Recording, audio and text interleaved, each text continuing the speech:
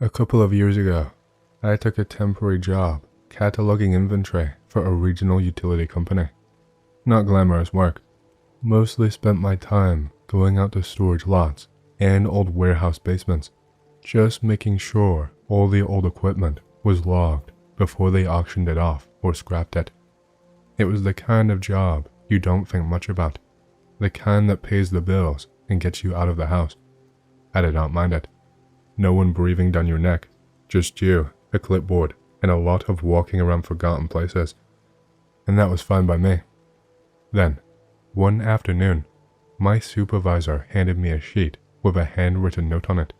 Special storage, Old North Substation, Beef Furrow.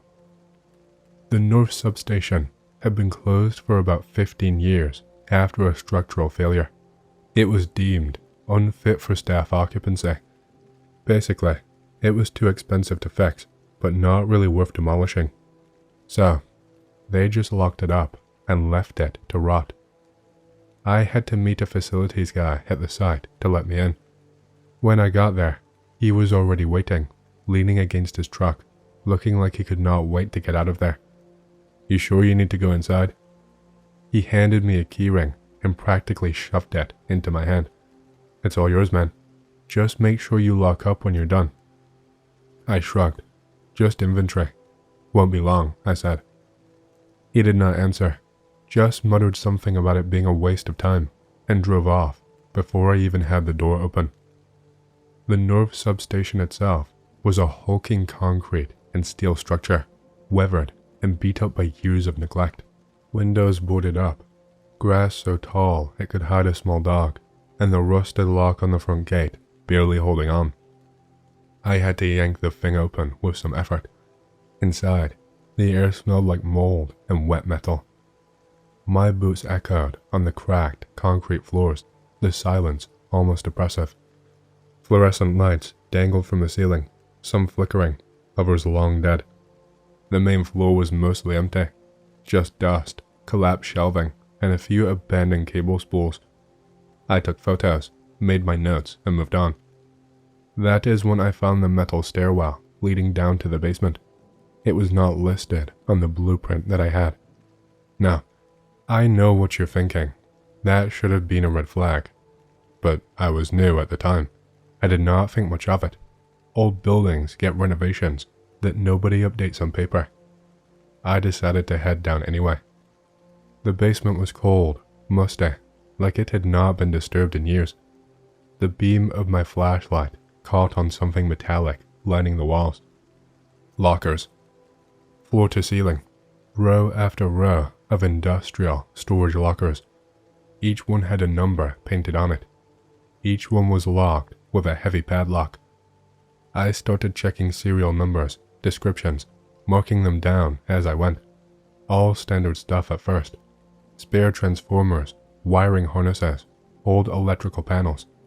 Then I came to locker number 7. No padlock. The door hung slightly ajar, like someone had hurried off without securing it. I hesitated, then pulled it open a little wider. Inside were 4 long, wooden crates, roughly human-sized. Each one was stamped with the same black stencil, "Archive, do not deploy."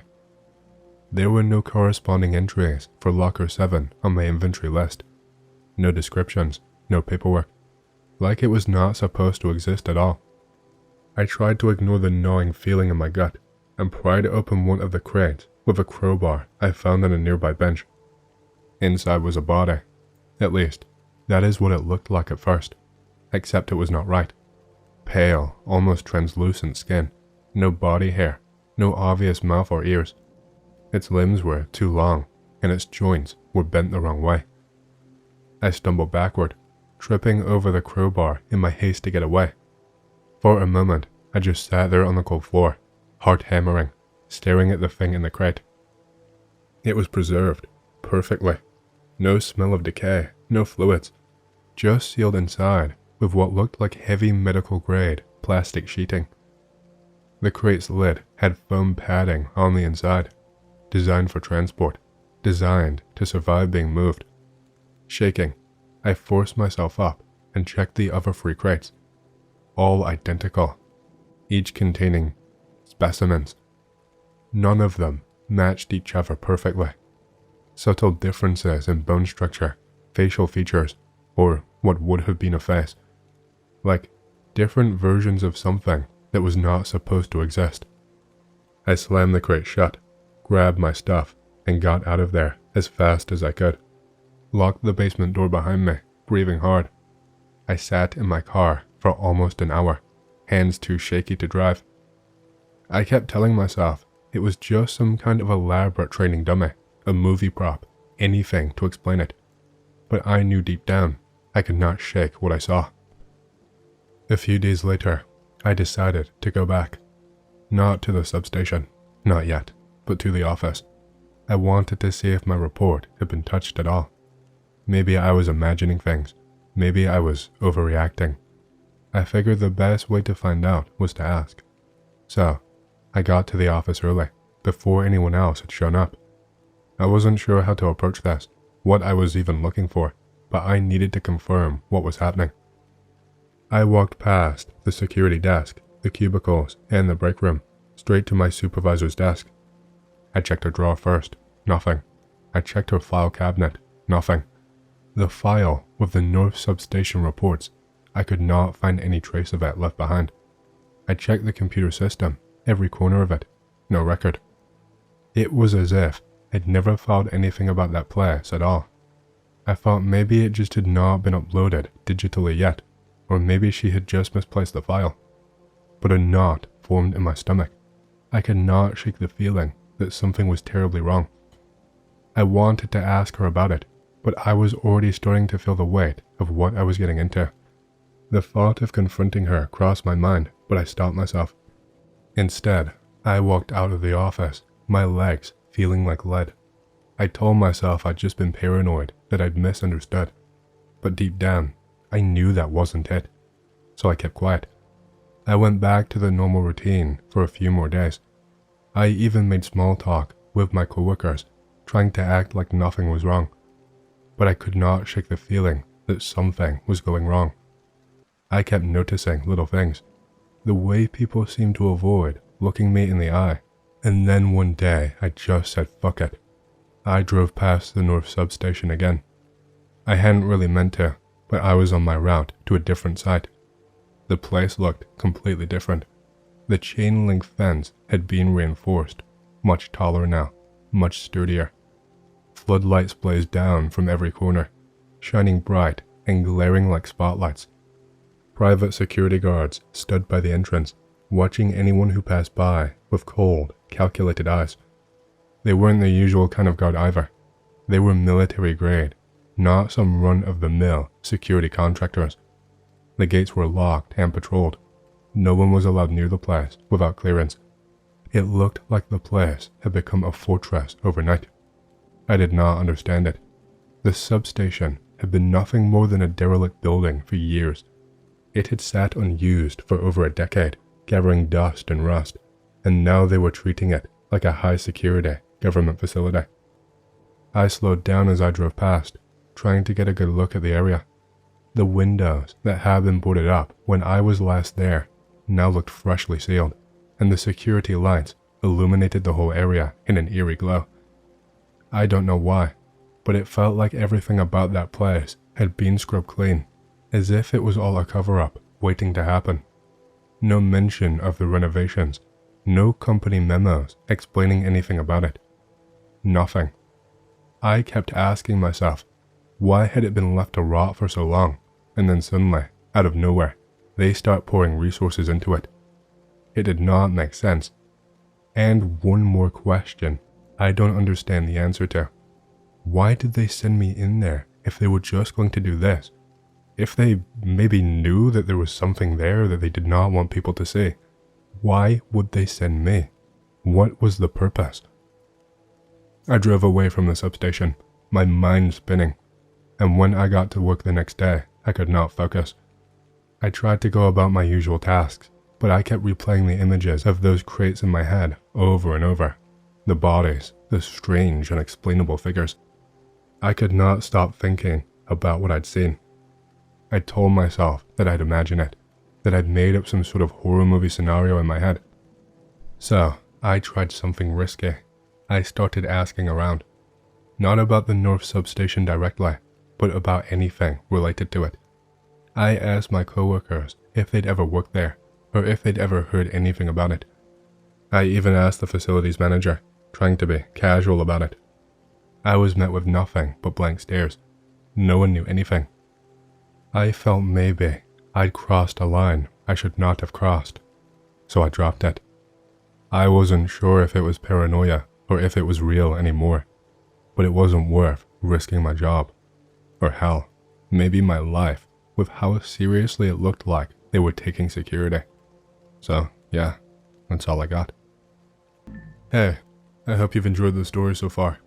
If you do and you want to hear more, please leave a like and subscribe to my channel, and leave a comment down below, as it lets the algorithm know that you like my content and it promotes it to more people. My goal for the channel is to hit 50,000 subscribers, and we're closing in fast, so thank you, and back to the stories. Being a hardcore airsoft player, get in the woods with my team of 5 people against the other team, about the same size, walking on some sort of road in zigzag formation. Complete fucking darkness, excluding light from city on my left. Suddenly get feeling someone is on the side of the road I am supposed to cover. Shout, we have a fucking contact. Fire some rounds that direction. Nothing. No return fire. Must be my imagination. Skyrim. Continue, thinking nothing of it. Suddenly, one of my teammates starts shooting in that same fucking direction. We hit the dirt and scan the area. See some fucking silhouettes, moving soundlessly along the freeze, cover to cover, with a gun, but such a smooth, coordinated movement without loud noise. Talk a bit. All 3 of us on left side of the road get the feeling there is someone. We just think the enemy is NVGs. Pretty fucking weird for a new team, which was against us, but most reasonable explanation. Decide to fuck it and haul our asses into base because we could not see shit. After some action involving seeing flashlights on this very road we were walking on, we get to their camp and talk. Again, reasonable explanation would be that they were patrolling the road. The fuck guys, we were sitting tight on our asses, but we had fair spook as well. We've seen some red and white LED lights as well. We thought it was you. Those lazy fucks never left the fucking camp. What the fuck were we shooting at? It wasn't just my imagination. I have seen figures, I've heard some light sounds, and I have seen lights as well, as I've got the feeling there is someone with us. Same goes for my friends. The thing that spooks me the most is that we got no reaction. It wasn't all that spooky at that time, since we thought it was just the enemy. But now, when I think about it, fuck. I am from Albuquerque. I will post a few.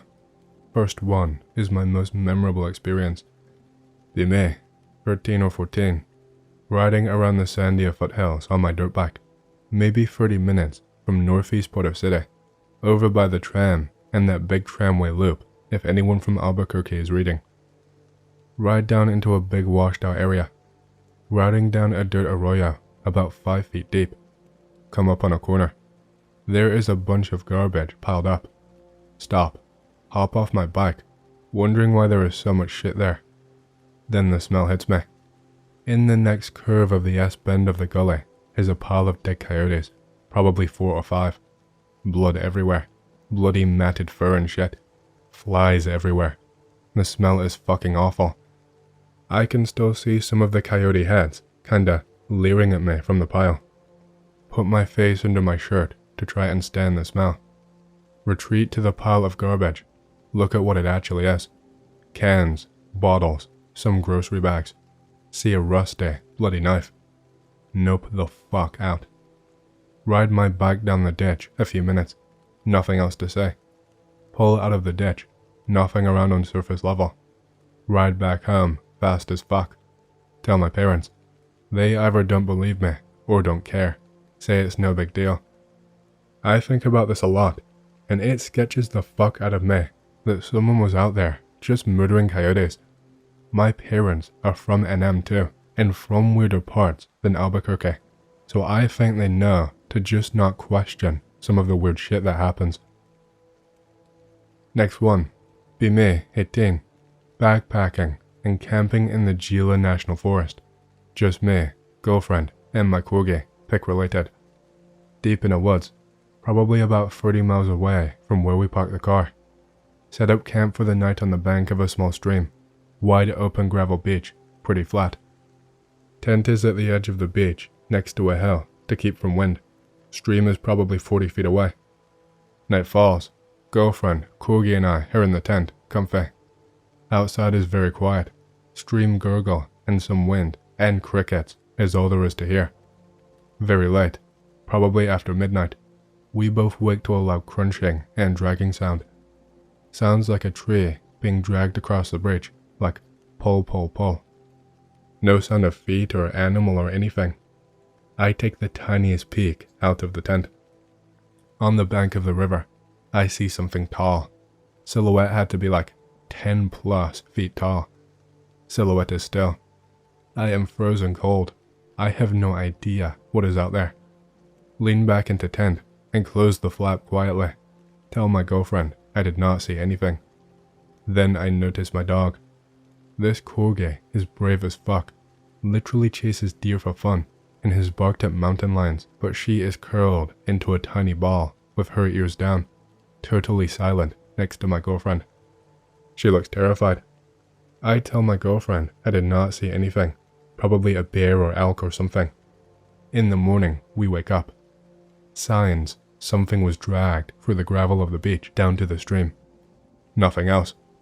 We hiked back the next few nights and always camped super close to the trail after that. Be me, 15, trekking home from bus stop in the rain. Again, there was not really a sidewalk in the suburbs I was in, so I had to climb around the curb and the shrubs of the people's front yards. A car going in the opposite direction of me suddenly pulls into a nearby gas station and turns around. Guy pulls up to me. He is a big white dude in his 30s. Jeez, it's pouring. Do you want a ride? The fuck? Say no thanks and keep walking. He continues to drive slowly beside me, pleading with shit like, come on, it's no big deal, and you probably live around here anyway. I was already on the side of the car's passenger seat, but he is leaning way too far over. No, he did not seem high, drunk, or stupid. Continue walking and politely turning him down, and I am really trying not to sound pissed. This goes on for several minutes, but it felt like half an hour. Nobody else is out walking on the street, and the cars that pass by are not being blocked by him, so I am practically alone unless I start wailing. Notice the ungrated entrance of condominium complex a few yards away. Shit, it goes uphill. Walk past it as he is still following me. When I am several feet past it, I suddenly turn and bolt through the entrance. I don't look back, but hear him make a U-turn right in the middle of the fucking road. Keep running until I can see the condos. Find a patch of trees alongside one of them and dash through them, which leads to someone's backyard.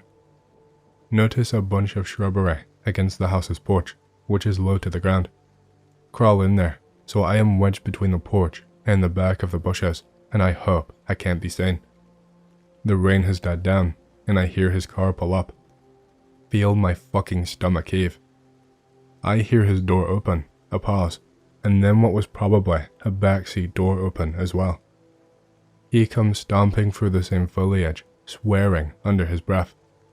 Walks by only something like 3 feet past me, scans the yard, and goes into the forest in front of us. He is at least 6 feet tall, and at 15, I was something like 5'5". For the next 15 minutes or so, I watch him scan and search the rim of the forest. He occasionally leaves my sight, but I am too frozen in fear to move. Plus, I do not want to risk making too much noise. He eventually comes smashing out of there.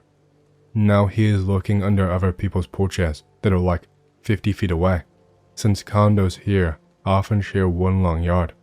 Holy balls. A few minutes later, I suddenly hear someone come out on their porch nearby. Someone who sounds like an old woman asks what the hell he is doing. He noticeably hesitates, then says he is looking for his cat. She sounds indignant and is like, well, I didn't hear you calling for no cat, and do you even live here? Finally, he leaves by circling another condo, and the woman goes back inside.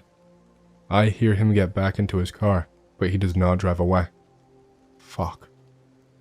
Another 20 minutes later, he drives off. I wait for another 10 because I am paranoid he is still driving around or waiting somewhere else. Considering he had 2 doors open, I probably would have ended up on Amber Alert if he managed to grab me. I would have called the cops, but I did not stop to check his license plate or what kind of car he was driving, so there was no point, and I can only hope nothing happened to anyone else. I have a friend who often tells me about unexplainable events he has experienced. I have known him for 3 years now, and he always tells me about something new that has happened like every month or so. He lives in the country, but many of his neighbors also have unexplainable events from time to time. Anyways, I will post more if you are interested, but I will start off with the worst one. I will do my best to greentext it from his perspective from what he has told me. Be my friend. 1 to 2 years ago. Is rather used to harmless paranormal encounters. One day, a friend says that someone had broken into their house while they were gone. Cabinet in living room has been pushed over. Glass and porcelain everywhere. Looks like someone threw it all over the place. Nothing has been stolen, but decides to call the police anyways. All entrances are checked. Windows, doors, locks, etc. No sign of break-in. Officer says that he has experienced something like this before, where there are no signs of break-ins, but a lot of ruined stuff. Recommends a clairvoyant. Fast forward a couple of days. Clairvoyant arrives. Immediately senses some kind of anger. Asks if they have a basement. There actually used to be a basement. Apparently, some old guy who used to live there once fell on the stairs and broke his leg, trapping his spirit in the basement. I have so much more from the same person if you guys are interested, but not really anything as aggressive as this. Parents think it's a good idea to go out drinking with friends and have me babysit their kid. I have no friends and I am lonely, so say okay. Parents drop me off at the house, pick up their friends. Kid's mom tells me how to care for child. Alright, they leave. They have a bomb-ass house, at top of hill, surrounded by woods. Little girl I'm babysitting is real quiet, keeps looking out windows. What do you say? The deer. Says it, like it's the most obvious thing in the world. We live in Wisconsin, and they're out in the middle of the woods. Obviously tons of deer, so just shrug it off. He talks to me sometimes. Excuse me? Get this creepy feeling. Go over to the kid and lean down to her level. Look out the window with her. There is actually a deer there. Holy shit, that rack. He looked like he was on roids. Just staring in at us, not moving. Okay. Can I go outside and see him? Lol, no. Rest of day is the same. Her looking out window, asking to go play with him. Dark now. I am staying up to wait for family to come back. Put the kid to bed and sit in kitchen, reading book. Lights turned off, except for hallway light. Feel like I am being watched. Turn and look into the hall. Little girl is just fucking standing there, staring at me. What the fuck are you doing, tiny Satan? Are you okay, honey? He wants me to go to the fire. Get a sick feeling in my stomach. Slowly go over and kneel by her. You just had a bad dream. Let's get you back to bed. Put her back to bed. Make sure to close her curtains and lock the window. Go back in kitchen. Sit back down. Pick a book. But wait, there is more. Knock knock. Parents home. Get up and go to the door. About to open it. Wait. Why would they knock before coming back into their own house? Oh fuck. Grab flashlight. Lights on back porch are broken, so it's dark as dicks outside. Shine light out into the yard from behind door. I did not open it all the way because I am a puss. 2 little glowing eyes out in the dark. It's that creepy fucking buck. Pick up rock from porch. They had a lot of little stones around their house. Chuck it at the deer. He does not even move. Okay. Pulling flashlight inside house, about to close door, when I hear sort of a bark or a yell, like you have no breath left in your lungs and you are trying to talk. Out is yelled from the dark, where the buck is. Holy fuck. Peek back outside, maternal instincts kicking in, and I need to defend the little brat from whatever the fuck is out there. Also, parents won't pay me if the kid is dead. Deer is gone. Where he go? Grab jacket from coat rack, step outside. It is a full moon, and everything suddenly lights up when clouds move away from the moon. Feel a bit safer now that it's not completely dark. Go outside into yard. Scanning the area, something catches my eye. Light down in the woods. Freaking out, I stumble down the hill. There is a small path leading into this huge clearing. All the trees look like they are leading into the clearing, like they are being sucked in. Giant fucking bonfire in the middle. Maybe neighbors are partying. Welcome. Same fucking voice from earlier. Deer is standing by the fire, staring at me. He suddenly stands up on his rear legs. You ever see those videos of people dancing with their dogs, and the dogs kinda hop forward to move cause they're on their hind legs? He starts fucking doing that shit, dancing around the giant bonfire. Suddenly deer all over the fucking place. Mostly does, but there are a few bucks. All have massive racks, like 40 points.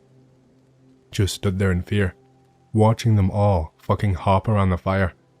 Suddenly, all the deer start fucking hollering, in a way that I can't even replicate. Fucking turn around, start hopping the other way around the fire. They keep doing it again. I can still hear that fucking creepy song in my head.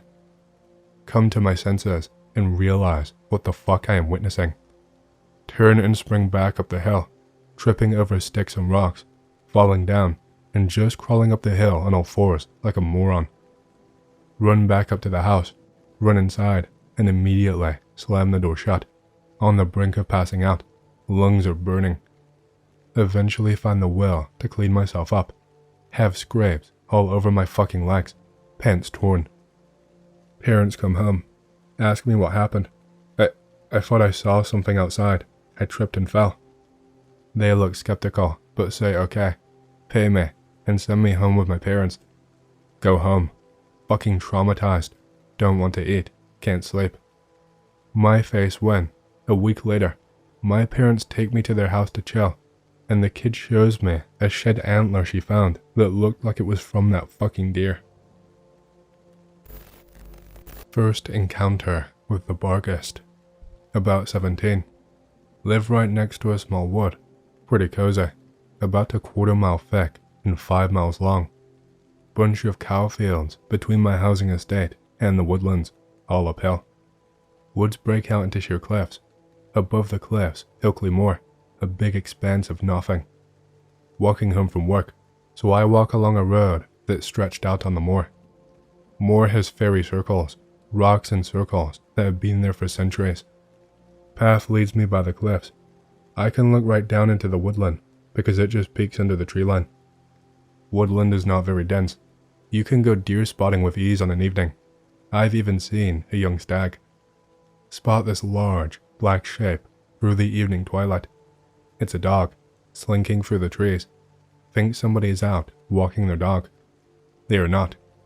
As the shape comes into focus, I notice the thing is fucking huge, more like a bear, and its forelegs are huge, making it like a bulldog in shape, but much bigger. I drop down into the woods, following a path that gets me up quicker and in the opposite direction of whatever the fuck it is. I start bolting down a steep, downhill path. The thing must have noticed me, because it starts fucking careening for me and making this fucking painstaking noise. If it was growling or anything, I would expect just an escaped animal, but this thing was barreling towards me, making the most ungodly, metallic sounds, like metal, thrashing against metal. I just lose all sense of thought and rush as fast as I can down this narrow, hilly path, the air feeling like fucking fire and tasting copper on my tongue. As I clear about halfway down the track, the screeching metal sound stops. I don't. I keep running.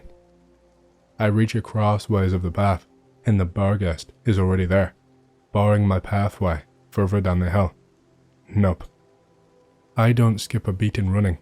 I dash down the other way that leads into the woods again and try and cut down there. The screeching is following me, louder and louder, like I am being chased by a car wreck. Every time I look in my peripheral vision, I see the black mass closing in. I literally do a 180 in the air, as seeing the jaw outline of the dog on my left made me think it's going to pounce. I expect to see this unholy monster dog barrel past, sounding like a train from hell. Nope, it's gone.